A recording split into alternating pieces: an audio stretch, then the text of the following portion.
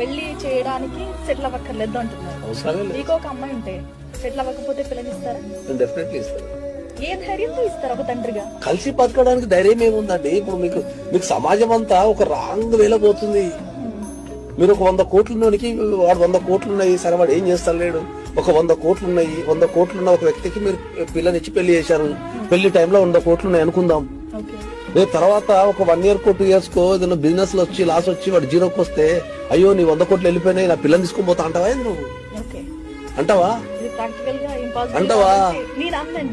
ఎవరైనా సమాజం మరి మరి మరి మీరు ఏం చెప్తారు సమాజానికి? ఈ సమాజానికి ఏం చెప్తారు మీరు?